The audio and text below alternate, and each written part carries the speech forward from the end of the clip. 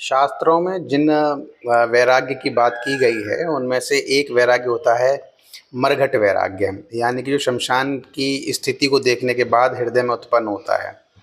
इस मरघट वैराग्य की एक विशेषता है, ये शमशान तक तो एक मृत्यु के अगर किसी मुर्दे के साथ कोई व्यक्ति जा रहा है तो उसे देखते हुए, उस यात्रा को देखते हुए, शमशान में उसको जलाते हुए देखते हुए वो अंदर से वैराग्य की स्थिति उत्पन्न होती है कि वास्तव में सत्य क्या है। हम सभी एक बार यहीं आने वाले हैं और यही सत्य है, यही परम लक्ष्य है एक जीवन का, एक देह का। तो हम वास्तव में ये आपाधापी क्यों कर रहे हैं। लेकिन ये वैराग्य जो होता है वो शमशान तक ही बस शमशान तक ही व्यक्ति के हृदय में, व्यक्ति के दिमाग में उत्पन्न रहता है। फिर अगले ही क्षण उसे याद आता है कि सुबह दफ्तर भी खोलना है तो टाइम से पहुंचना भी ज़रूरी है। ऐसे वैराग्य को मरघट वैराग्य कहते हैं।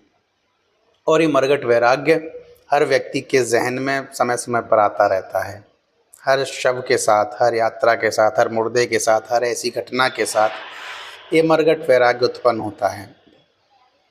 अब बिंदु यह है कि इस मरघट वैराग्य के बाद कुछ लोग संभलने की का प्रयास करते हैं, लेकिन बहुत लंबे समय तक संभल भी नहीं पाते। और कुछ लोग तो इस मरघट वैराग्य को शमशान के चार दीवारी के भीतर ही छोड़ करके चले आते हैं। वैराग्य की यह परिभाषा तो बिल्कुल भी नहीं है कि हम शारीरिक रूप से अपने रिश्तों से और सारी भौतिक की जो सुख सुविधाएं हैं उनसे दूर हो जाएं। ये वैराग्य का अर्थ नहीं होता। शारीरिक रूप से दूर होने के बावजूद कई लोगों के मन से वैराग्य उत्पन्न ही नहीं हो पाता, तो ऐसे वैराग्य से तो वैराग्य का होना ही निरर्थक हो जाता है।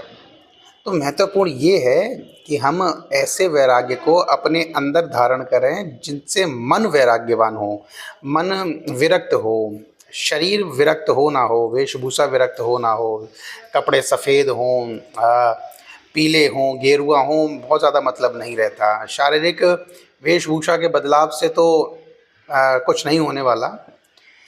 मानसिक रूप से बदलाव आ जाए, मन बदल जाए, और जब मन के अंदर वैराग्य उत्पन्न हो जाएगा मन के अंदर, तो ये वैराग्य आपको परमेश्वर तक पहुंचा देगा और आपके जीवन को यहीं स्वर्ग का दर्शन करा देगा। जय सिया राम।